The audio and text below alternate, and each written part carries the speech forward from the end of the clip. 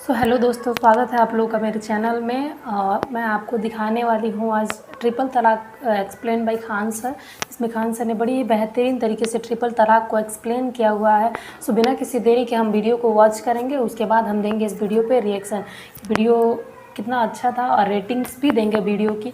चलिए हम वीडियो को स्टार्ट करते हैं बिना किसी देरी के।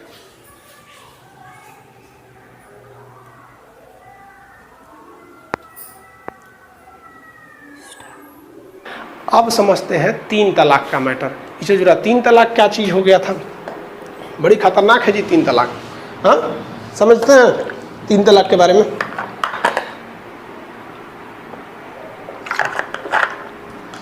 देखिए ध्यान से, मुसलमानों के लिए अलग कानून, हिंदुओं के लिए अलग कानून आज भी लागू है। इसकी शुरुआत की थी लॉर्ड कॉर्नवालिस ने। उसने हिंदुओं के लिए अलग कानून बनाया, मुसलमानों के लिए अलग कानून बनाया। ऐसे धीरे धीरे चलते आए, जिसमें हमेशा कुछ न कुछ सुधार होता है। और इन लोग को लीगल भी आज भी मुस्लिम कानून लागू होता है और हिंदू कानून भी लागू होता है, आज भी लागू होता है। अब थोड़ा समझते हैं तीन तलाक के बारे में। निकाह क्या है? मुसलमानों में विवाह को निकाह कहते हैं। निकाह मतलब होता है इकरारनामा, एग्रीमेंट। तो एक्चुअली में इस्लामिक परंपरा के हिसाब से मैरिज इज एन एग्रीमेंट।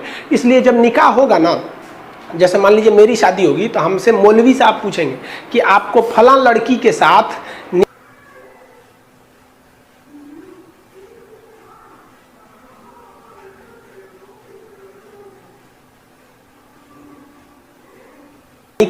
बिना किसी दबाव में, और जो अगर मान लीजिए वो दहेज दे रहे हैं, कैश पैसा दे रहे हैं, तो वो बोलेगा कि उन फला लड़की का नाम बोलेगा कि इस लड़की के साथ आपको निकाह कबूल है। तो अगर हमको कबूल है तो हम बोलेंगे जी कबूल है। तो जब हम ये कबूल बोलेंगे ना, तो उस वक्त लड़की के भाई, चाचा, मतलब लड़कियां के 10-5 गो कम से कम रिश्तेदार लोग वहाँ खड़ा होकर सुनेंगे कि ये खान साहब सही में बोल रहा है कि नहीं, कि कहीं दबाव में बोल रहा है। अगर दबाव में शादी करेंगे तो दिक्कतें ना होगा, तो बोलेंगे कबूल है। तो मौलाना साहब उन गवाहों को कहेंगे कि आप देख रहे हैं ना गवाही, सब लोग सुन लिए ना? तो कहें हाँ। तो एगो पेपर पे साइन कर देंगे मौलाना साहब, हाँ। अगला पलटेंगे, वहाँ पहले से लिखा रहता है, क्या आपको इस लड़की के साथ निकाह कबूल है? हम कहेंगे जी कबूल है।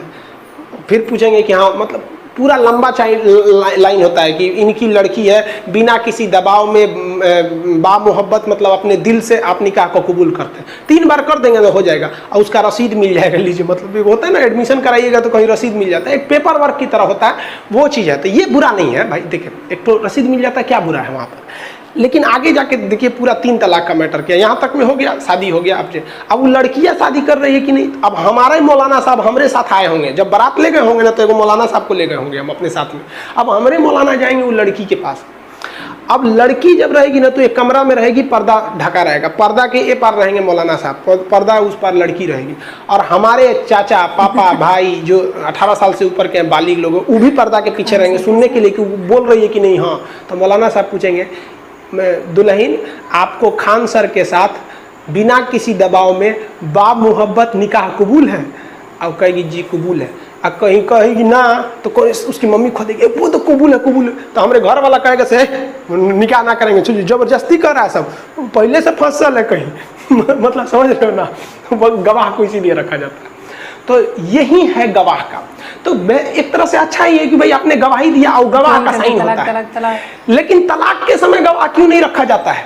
जब आप शादी करके लाए तो 5 गो गवाह रखें, और तलाक के समय में फोन करके तलाक तलाक तलाक, अभी तलाक पे नहीं जाते हैं, अभी तो निकाह पे रहिए, अभी आराम से रहिए। निकाह समझ में आ गया होगा। जब निकाह हो जाती है तो मोहरदैन लिखा जाता है। मोहरदैन is a security money for your marriage. दूल्हा जो होता है ना, उससे मोहरदैन लिखवाया जाता है। मोहरदैन एक पैसे की रकम होती है। जैसे हम लिख दिए कि मोहरदैन में हमने लिख दिया 10 लाख रुपया, लिख के साइन कर दिए, तो वो मेरी शादी के लिए मोहरदैन हो गया। अगर आगे जाकर हम अपनी पत्नी को डिवोर्स देते हैं, तलाक देते हैं, तो हमें वो तलाक तब तक वैलिड नहीं होगा जब तक हम मोहरदैन में लिखे रकम, यानी उस पैसे को उस पत्नी को न दे दे कि हाँ लो भैया, इससे अब तुम तब तक गुजारा भत्ता कर लेना जब तक कि तुम्हारी दूसरी शादी नहीं हो जाती है। तो मोहरदैन क्या, as a security money of marriage हो जाता है। लेकिन अगर मेरी वाइफ हमको डिवोर्स दे देती है, तो हम जो मोहरदैन में राशि लिखे थे वो नहीं लौटाएंगे। समझा गया? मोहरदैन एक पैसे की रकम होती है। अब जब शादी होती है ना तो लड़की के घर वाले क्या चाहते हैं कि मोहरदैन को हुमच के लिखवा दे ससुरा 2 करोड़ रुपया मोहरदैन। कब 2 करोड़ होगा नहीं करेगा कि तलाक देगा, लेकिन वो 2 करोड़ लिखता नहीं है। अरे मोहरदैन तो हम देखे हैं लोगों का 15-15 हजार रुपये लिखाता है, एक जना 35,000 लिखते हैं। और ये मोहरदैन की बड़ी जबरदस्त राशि है। एक परंपरा है मुसलमान में कि वो जो पुरुष होते हैं ना, देखिए आज डिवोर्स का और 4-4 गो बीवी रखने का, इसका अगर आप एक सटीक और एक लॉन्ग टर्म अगर आप उपाय देखते हैं तो उसका एक ही उपाय है कि लोगों को शिक्षित करके उनकी मेंटलिटी को बढ़ाइए और वो एक सामाजिक ढंग से सोचें, वैज्ञानिक ढंग से सोचें, न कि पुरानी रूढ़िवादी ढंग से सोचें। ये एक सटीक उपाय होता है। तो मुस्लिम जो होते हैं ना, वो अपनी पत्नी को जीवन काल में ही मोहरदैन लौटा देते हैं। ऐसा कहा जाता है कि भाई ये मेरे लिए तुम्हारे लिए एक उधार है। मतलब ऐसा नहीं कि डिवोर्स देंगे, अगर खुशहाल जिंदगी जी रही है, बाल बच्चे हो गए, बुढ़ापा आ गया, तो उनको मतलब खुशी से मोहरदैन लौटा देते हैं कि भैया लो तुम ही खुश रहना, हम तुम्हें डिवोर्स नहीं दे रहे हैं, लेकिन हम एक सांकेतिक रूप से कि हम लोग खुश हैं। तो ये तो परंपरा रह गई भाई, ये तो खुशहाली का बात है। बात तब आती है जब तलाक की बात आती है। तो तलाक देंगे तो मोहरदैन की राशि आपको लौटानी पड़ेगी। अब जो तलाक है जिसको डाइवोर्स बोलते हैं, डाइवोर्स मुसलमानों में 3 तरह का है और 3 तलाक तो खत्म ही नहीं हुआ है यार। देखो ध्यान से, तलाक ए हसन, तलाक ए अहसन, देखिए ध्यान से याद रखिएगा, तलाक ए हसन, तलाक देखिए 2 बार गलती बोल दिए क्या, तलाक ए अहसन और तलाक ए हसन। यहाँ हसन है, यहाँ अहसन है। तलाक ए अहसन जो है, इसमें कहा जाता है कि अगर हस्बैंड वाइफ में नहीं जम रहा है तो हस्बैंड जो है वो वाइफ को तलाक देगा, बोलेगा तलाक, और इसमें गवाह का रहना जरूरी है। और तलाक गुस्से में नहीं दिया होना चाहिए, तो गवाह रहना चाहिए कम से कम 2 ठो। जिस तरह निकाह के समय 5 गो गवाह थे ना, यहाँ 2 गो गवाह रहेंगे। तलाक, उसके बाद हस्बैंड और वाइफ में 3 महीने का गैप हो जाएगा। 3 महीने तक ना हस्बैंड वाइफ से बोलेगा ना वाइफ हस्बैंड से बोलेगी, मतलब इन दोनों में कोई रिलेशन नहीं रहना चाहिए, दोनों अलग रहने चाहिए। ये मायके चल जाएगी, ये ससुराल चल जाएगा। 3 महीने तक अगर दोनों को लग गया कि नहीं है भाई हमको आपकी कोई ज़रूरत नहीं है, हम अकेले ही खुश हैं, उनको लग गया अकेले ही खुश हैं, तो फिर वो 90वां दिन में बाकी के 2 तलाक दे देगा और शादी खत्म हो जाएगी। और अगर हस्बैंड दिया है तो मोहरदैन की रकम वापस करनी है, और वाइफ दी है तो मोहरदैन वापस करने की ज़रूरत नहीं है। इस तलाक को एक लीगल तलाक इस्लाम मानता है और इसे अच्छा तलाक माना जाता है। देखिए अब हम अच्छा क्यों कह रहे हैं भाई साहब कि तलाक को 100% ख़त्म कर देना भी दिक्कत है। कुछ ऐसे लोग होते हैं, कुछ ऐसी लड़कियां हैं जिनके साथ दुनिया का कोई भी लड़का नहीं जी सकता, मतलब एक आप सर्वाइव नहीं कर सकते हैं। और कुछ ऐसे लड़के भी होते हैं जिनके साथ बेचारी लड़कियां नहीं सर्वाइव कर सकती हैं, दारू पी के आएंगे, मारेंगे, उल्टा सीधा काम नहीं हो सकता ना, इसलिए एक ऑप्शन रखा गया। तो ये सुप्रीम कोर्ट को इससे कोई ऐतराज नहीं है, कहा कि ये ठीक है, लेकिन इसी में थोड़ा मॉडिफाई कर दिया गया, उसको कहा गया तलाक़े हसन। तलाक़े हसन को थोड़ा इससे अच्छा किया गया, कहा गया कि 90 दिन तक आप गैप में रह रहे हैं, इससे दोनों के बीच में दूरियां बढ़ती हैं, बीच में कोई आग लगाने वाला आ गया तो और दूरियां बढ़ा देगा। तो उससे बेहतर है कि आप तलाक दीजिए, 1 महीना यानी 30 दिन तक दोनों में दूरी रहे, फिर अगले दिन आप लोग मिलिए और फिर डिसाइड कीजिए कि आपको आगे रहना है या नहीं। यहाँ पे मान के चलिए कि यहाँ बोल दिया तलाक, एक ही बार बोलेगा, यहाँ बोला तलाक, अब वो नैहर चली गई, आप अपने घर हैं, 30 दिन हो जाएगा ना, तो फिर मौलवी साहब आपको बुलाएंगे, उसको भी बुलाएंगे, कहेंगे क्या डिसाइड किए तुम लोग, समझाएंगे मौलवी साहब की ज़िंदगी, तुम लोग तलाक दे दोगे, बाल बच्चे का क्या होगा। आप कहेंगे ना, फिर तलाक देंगे, तो फिर अगला 30वां दिन तलाक दे दीजिए। अब आखिरी मौका है, याद रखिएगा, मौलवी साहब अब आखिरी बार बुलाएंगे फिर अगले 30 दिन बाद, और मौलवी साहब वहाँ समझाएंगे, कहेंगे कि देखो ज़िंदगी बर्बाद हो जाएगी। आपके पास यहाँ भी मौका है, आप यहाँ भी चाहेंगे तो कह सकते हैं कि नहीं, हम जो तलाक पहले 2 बार दिए हैं हम उसको नहीं मानते हैं, हमारी शादी दोबारा हो जाए, हम तलाक नहीं देते हैं। तो लास्ट वाला भी अगर तलाक में आपने ना कर दिया ना, तो आपकी शादी बची रह जाएगी।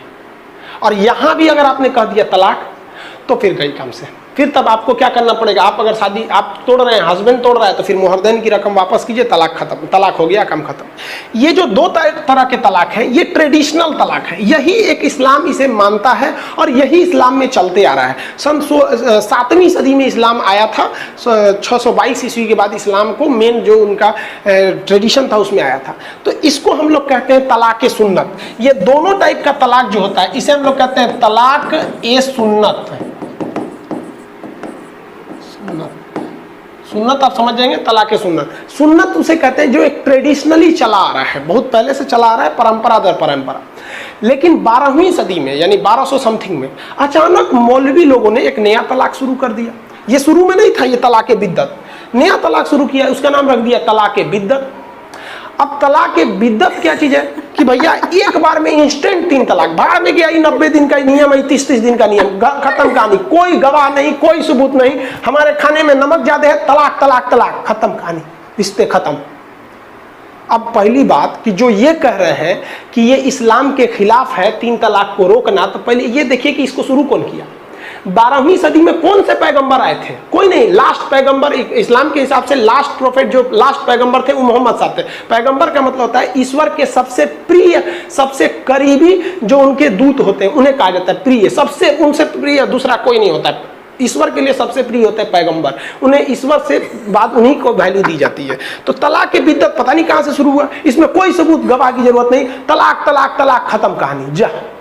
अब इसमें ससुरा ईमेल पे तलाक आने लगा, व्हाट्सएप पे आने लगा, फेसबुक पे आ गया, लेटर लिख के भेज देता था, दुबई में है और उसकी मम्मी कह दी तो मेहरुआ दुकान से बतिया रही थी, अरे दूसरा से बतिया रही थी, रुको फोन लगा, ससुरी कहीं के देख, अरे तलाक तलाक तलाक, ढाई खत्म। ले भाई साहब, ये तो तलाक खिलवाड़ हो गया तलाक का। तो इंस्टेंट 3 तलाक का बहुत ही ज्यादा मिसयूज हो रहा था। लेकिन इंस्टेंट 3 तलाक जो दे रहे थे ना, बाद में वो पछता भी रहे थे। पछता क्यों रहे थे कि ज़्यादातर जो झगड़े होते हैं वो गलतफहमी से हो जाते हैं। बाद में आपको भी एहसास होता है जब बच्चों को देखते हैं ना कि बच्चों का भविष्य कहाँ जाएगा, बड़े होंगे तो पूछेंगे मम्मी कहाँ गई, तो क्या कहिएगा कि तलाक दे के भगा दिए, तो पूछेगा काहे दिए थे। तो दोनों में कहीं ना कहीं गलतियाँ होती हैं। तो इन लोग को बड़ी पछतावा होता था। 2 साल बाद ये दोनों लोग फिर सोचते थे कि यार बच्चों के भविष्य के लिए हम फिर से शादी कर लेते हैं। यही ससुरा नया बवाल चालू, अब आप दूसरा शादी कर ही नहीं सकते हैं। ले भाई, इस्लाम में कहा गया है कि तलाक अगर आप उसको दे दिए तो दूसरी शादी नहीं कर सकते हैं। अब क्या होगा, तब अब आएगा हलाला। हलाला, ध्यान से समझिए, हलाला। हलाला कहता है कि यदि आपने अपनी पत्नी को डिवोर्स दे दिया, 3 तलाक दे दिया, और फिर चाहते हैं कि 6 महीना साल भर बाद आपका दिमाग ठंडाया, आप समझे कि नहीं हमसे गलती हो गई, फिर शादी कर ले, तब आप शादी नहीं कर सकते हैं। अगर आप चाहते हैं कि नहीं हम ओकरे से करेंगे, तब आपको हलाला फॉलो करना पड़ेगा। हलाला कहता है कि जिसको आपने डिवोर्स दिया ना, उसको फिर किसी दूसरे आदमी से कहिए कि निकाह करो, और दूसरा आदमी उससे निकाह करेगा यानी शादी करेगा, और वो जब उसे डिवोर्स देगा तब वो क्या कहलाए, तब आप उससे शादी कर सकते हैं। ये हो गया हलाला। ध्यान से समझिए पूरी बातों को। हलाला ये हो गया, समझ में आ गया ना। हलाला यानी अगर हमने किसी को डिवोर्स दिया, हम फिर शादी करना चाहते हैं, तो हमको उसके किसी दूसरे आदमी से कहना पड़ेगा तुम शादी कर लो और फिर तुम डिवोर्स दे दो। लेकिन इसमें वो रिस्क है। रिस्क क्या है कि मान लीजिए कोई व्यक्ति है, वो अपनी पत्नी को डिवोर्स दिया और कहता है कि फिर कहता है शादी करने के लिए, तो कहेगा किसी दूसरे से तुम निकाह कर लो, तो कह लेगा निकाह कर लिए, और वो आदमी कह रहा कि ना हम 1 महीना बाद लौटाएंगे। ले ससुरा कहीं का चौपट कर देगा। क्योंकि निकाह करने का मतलब उसको भाई अब उसकी पत्नी हो गई कानूनी हिसाब से, और कहेगा कि नहीं 1 महीना बाद लौटाएंगे, 6 महीना बाद लौटाएंगे, तो दिक्कत हो जाएगा। अरे भाई साहब, तो अब औरत की जिंदगी चौपट हो गई। अब इसी में काम आने लगे लोग, बूढ़े बूढ़े लोग। अब कोनो 80 साल का चौपट हो गया है, खटिया पे बैठल होकर उठल बैठल नहीं जा रहा है, तो आदमी उसी को खोजता था। हलाला के लिए यही ठीक है, ये तो ससुरा अपने उठ नहीं पा रहा है, एकरा बस में कौन चीज है। तो अपनी पत्नी से कहता था देख भाई तो उस बुढ़ऊ से ब्याह कर ले, बुढ़ऊ से निकाह कर ले। अरे हमको बस कानून न दिखाना है। तो बुढ़ऊ कहेंगे हम काहे लिए निकाह करेंगे, तो हमको क्या चाहिए, कुछ पैसा दे दीजिए, आपकी पत्नी सुरक्षित रहेगी, हम हलाला निकाह कबूल करेंगे, अगले दिन डिवोर्स दे देंगे। तो पैसा का कमाई हो जाता था। अब कोई आपसे कहेगा कि आपका उम्र 25-26 साल है, आपको कोई कहेगा कि हमारी पत्नी है, एक दिन ब्याह करके डिवोर्स दे दो, तो देंगे, कहेंगे 1-2 महीना अभी छोड़ो, बाद में हलाला देंगे वहाँ पर।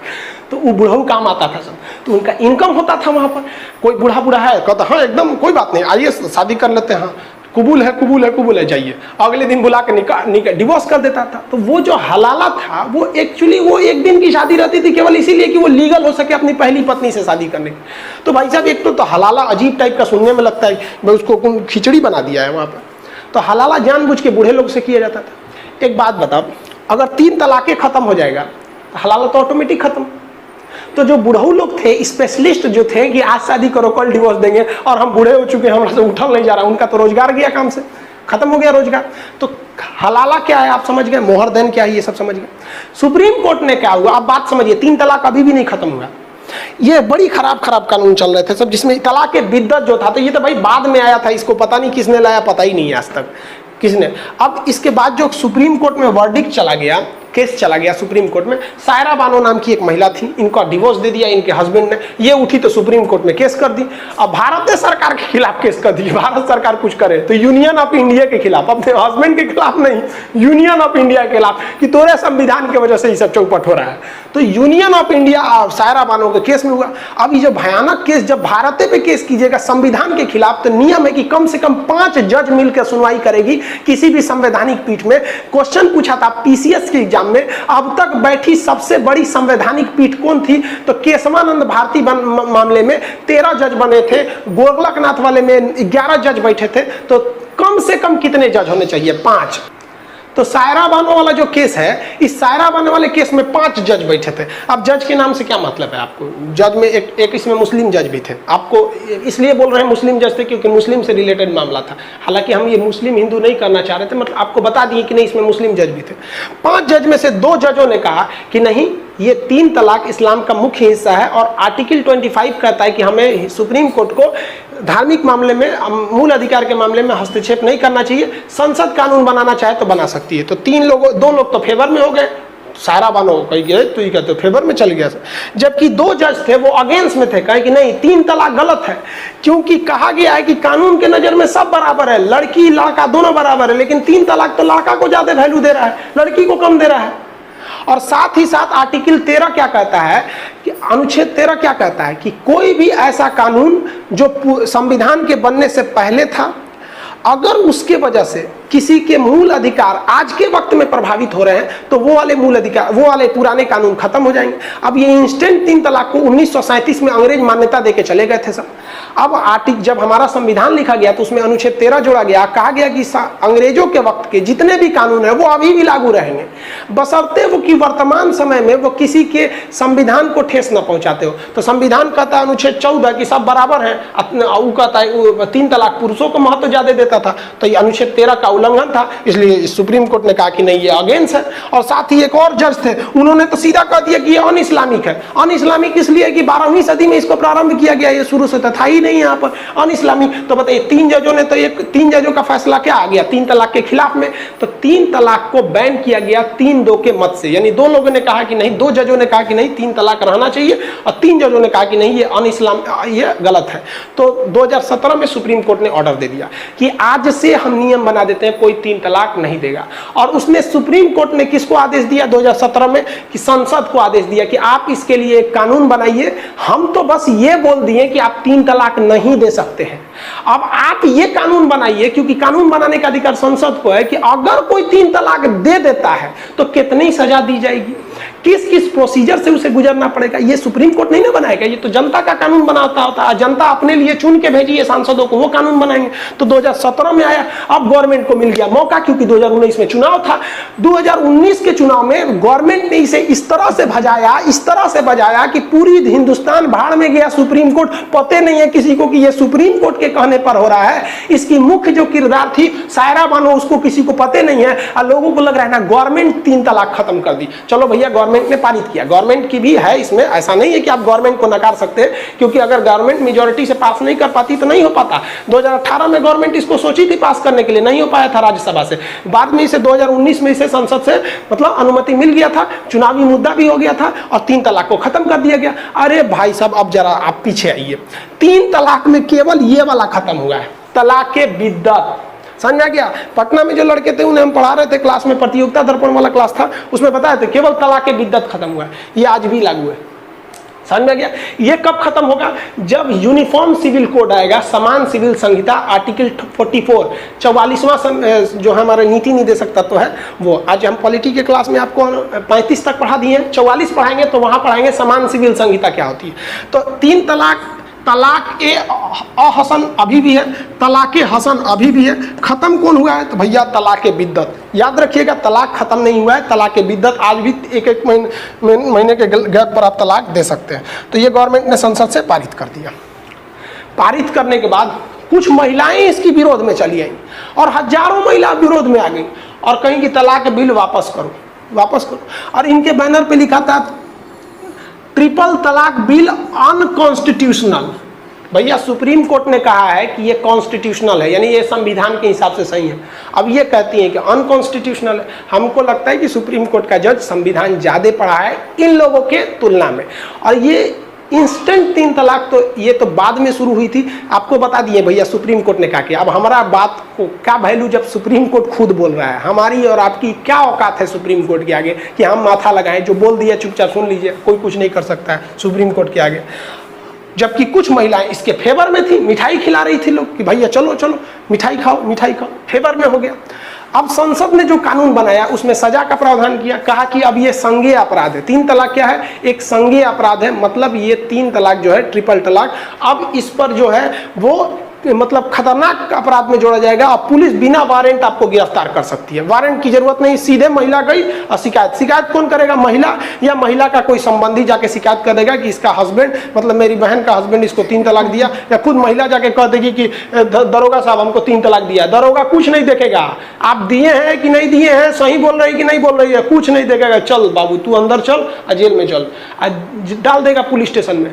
और पुलिस स्टेशन में एक बार आ गया ना तो फिर इसको जमानत जो देगा वो मजिस्ट्रेट देगा, जज। और मजिस्ट्रेट तब तक जमानत नहीं देगा जब तक वो इस महिला की बात न सुन ले। अब मान के चलिए कि किसी की पत्नी जाके बोल दी कि हमारा हस्बैंड तलाक दिया है, ठीक है, वो तो चल गए जेल में। अब जज बुलाएगा महिला को, आइए अब आपकी बात सुनते हैं। महिला कहेगी कि हाँ हाँ हमको ज़्यादा प्रताड़ित करता था, ये करता था, तो फिर उसको जमानत देगा कि ठीक है आप जाइए, आप लोग मुकदमा लड़िए। उसके बाद अगर चाहता है, मान लीजिए कि पति कह दिया कि नहीं हम इसको रखबे नहीं करेंगे, तो उसके बदले पति को 3 साल की सजा है। लेकिन पति कहेगा कि देख तरीके बड़ी बेइज्जती हो जाएगा, ये तो ससुरी फंसा दी हमको, तो सेटलमेंट कर लेंगे। तो जज साहब से कहेगा जज साहब हम माफ़ी मांगते हैं, सेटलमेंट करिए। तो जज साहब झाड़ देंगे, माफ़ी मांगते हैं, ओकरा से मांग माफ़ी, ओकरा से। संविधान में स्पष्ट कहा गया कि समझौता जज नहीं, समझौता जज की उपस्थिति में होगा लेकिन महिला से पूछ के होगा, यानी इसमें महिला को ज़्यादा पावर दिया गया। और बच्चों की जो कस्टडी होगी, छोटे बच्चों की, वो महिला के पास रहेगी, ये जज साहब डिसाइड करेंगे। तो ये तो इसकी थी यहाँ पर, लेकिन इसके मिसयूज भी हो सकते हैं। मिसयूज कैसे हो सकते हैं, ध्यान से समझिए कि ऐसा नहीं है कि सबके साथ आपकी ज़िंदगी पॉसिबल है। अगर कोई प्यार से समझाने से मान जाता ना, तो बांसुरी बजाने वाले के कन्हैया ना महाभारत तो कभी होने ही नहीं देते। कुछ ऐसी महिलाएं हैं जिसके साथ पुरुष नहीं जी सकते, कुछ पुरुष हैं जिनके साथ महिलाएं नहीं जी सकते। इसलिए सुप्रीम कोर्ट खुद कहता है कि हम तलाक दिला सकते हैं, हाई कोर्ट भी खुद दिला सकता है, लेकिन आप प्रूफ कीजिए कि नहीं ये रियल में प्रॉब्लम है तो तलाक दे सकते हैं। तलाक का कई रीजन है कि अगर दूसरे से अवैध संबंध है, नपुंसकता है, या फिर कई कारण है, उनमें से है, तभी मनमौजी तलाक नहीं चलेगा वहाँ पर। क्योंकि बहुत से लोग, आप खुद देखिए ना, नरेंद्र मोदी जी के साथ पूरे देश को संभाल सकते हैं, पत्नी को संभाल पाए क्या? नहीं संभाल पाए। अब पता भी नहीं है कि किसी को किस वजह से उन लोगों में है, वो लोग भी तो एक तलाक से तो खतरनाक वो भी है। तो इस पर भी गवर्नमेंट को सोचना चाहिए, क्योंकि अभी वर्तमान समय में खुद वेलफेयर मंत्रालय का जो है, महिला बाल विकास मंत्रालय का आंकड़ा है कि लगभग 18 लाख ऐसी महिलाएं हैं जिनके हस्बैंड ने उन्हें न तलाक दिया है, न कुछ बोला है, लेकिन वो अपने घर में रहती हैं। शायद आप देखने वाले इस क्लास लेक्चर को आपके में भी गाँव में ऐसी महिलाएं मिल जाएंगी जो अपने ससुराल नहीं जाती हैं, क्योंकि उनको उनके ससुराल से निकाल दिया गया और डिवोर्स तक नहीं दिया गया। तो 3 तलाक और ये दोनों खतरनाक चीज़ें, जिस तरह से सती प्रथा गलत थी, उस तरह से इंस्टेंट 3 तलाक को सुप्रीम कोर्ट ने गलत माना और उसे क्या कर दिया, बैन कर दिया। लेकिन अभी भी दो तलाक है, वो कब हटेंगे? जब वो गवर्नमेंट यूनिफॉर्म सिविल कोड लाएगी, और वो ले आएगी भी है। लेकिन यूनिफॉर्म सिविल कोड को हम नेक्स्ट क्लास में समझाएंगे कि वो काफ़ी टफ हो जाएगा, वो इतना सिंपली नहीं होगा, उसमें कुछ ज़्यादा झमेले हैं। तो इसमें समझे, इसका मिसयूज भी हो सकता है, अगर महिला चाहेगी तो मिसयूज भी कर सकती है। लेकिन देखिए 3 तलाक का अगर ओवरऑल मामला देखेंगे ना, तो ज़्यादातर में महिलाएं ही सताई जाती हैं। अगर 100 मामला 3 तलाक का है ना, तो उसमें देखेंगे कि 80% जो थे वो पुरुष अपने मनमौजी करके डिवोर्स देते थे। 20% ही ऐसा मामला था 3 तलाक का कि नहीं वो महिला चौपट थी, लेकिन 80% मामले में पुरुष की मनमौजी चलती थी। ज़्यादातर ये होता था जो समाज में दिख रहा है। अब सुप्रीम कोर्ट कह दिया, हमारा कहने ना कहने से क्या फर्क पड़ने वाला है। मतलब एक कहावत कहा जाता है ना, फूफा के घुसियाने से किसी का शादी नहीं करता है, यानी में हम आपको बस सुप्रीम कोर्ट के वर्डिक्ट को समझा दिए। समझ आ गया? PDF आप लोग को मिला होगा, ये तो समझ गए इसका तो क्या चीज़ है, हलाला वगैरह तो टू चीज़ें को आप लोग समझ ही गए होंगे, ये सब चीज़ें क्या चीज़ है। तो आपको आई होप ये सब समझ में आ गया होगा। अब आपको नेक्स्ट क्लास में आपको मिलेंगे। अब अगले क्लास में आपको समझाएंगे हम नीति निर्देशकता तो क्या है, प्रिंसिपल डायरेक्टिव्स ऑफ स्टेट, ये काफ़ी ज़्यादा जरूरी है। इसमें ही है आपका शराब पर प्रतिबंध, गौ हत्या पर, फिर SC ST के लिए संरक्षण, समान सिविल संहिता, पंचायत वगैरह, इस सब में काफ़ी डिटेल्स हैं। मिलेंगे नेक्स्ट क्लास में। जय। सो गाइज, आज का वीडियो बहुत ही सुपर था, और ये जो 3 तलाक के बारे में खान सर ने एक्सप्लेन किया है, मतलब ये रियली बहुत ही बेहतरीन तरीके से उन्होंने एक्सप्लेन किया है। वैसे मैं उनकी स्टूडेंट हूँ, रियली मैं वैसे भी खान सर को बहुत ही ज़्यादा पसंद करती हूँ, उनके पढ़ाने के तरीके को। और ये 3 तलाक सच में गलत था, बहुत सारे लोगों को इस वजह से प्रताड़ना मिली हुई है, बहुत सारी औरतें इस चीज़ को झेल रही हैं। सो इसका बंद होना बेसिकली बहुत ही ज़रूरी था। और रहा बात कि अभी ये चीज़ें जो लास्ट में खान सर ने बोला कि अगर बाँसुरी शांत समझौते से सब हो जाता तो बाँसुरी बजाने वाले कृष्ण को महाभारत नहीं करवाना पड़ता। सो ये भी बात सही है, लातों की बहुत कोई बातों से मानते ही नहीं है, तो लातों से ही मानते हैं, उनके लिए ज़रूरत है भाई लातों की। और रहा बात की बहुत सारी ये भी नियम जो बाद में बताया कि बहुत सारी ऐसी औरतें हैं जो शादी हो चुकी है, तलाक भी नहीं हुआ है और वो अपने घर में रहती हैं, तो ऐसा भी हमारे गाँव में बहुत सारे ऐसे लोग हैं, अगल बगल में बहुत सारे ऐसे लोग हैं। सो ये नियम भी बहुत जल्दी आना चाहिए। फ़िलहाल तो देखते हैं आगे क्या होता है, ये नियम कब तक बन के आते हैं। और ये वीडियो बहुत ही औसम था। और ये जो 3 तलाक तो नहीं रुका है, बट जो तलाक के विहद था वो रुक गया है, वो बहुत ही अच्छी चीज़ है। इंस्टेंट तलाक कोई नहीं दे सकता है। और हलाला भाई हलाला क्या बात करें, मतलब ये तो बहुत ख़राब हो सकता है कि खुद से शादी करो फिर तलाक दो, फिर वाइफ का किसी और से शादी कराओ, पता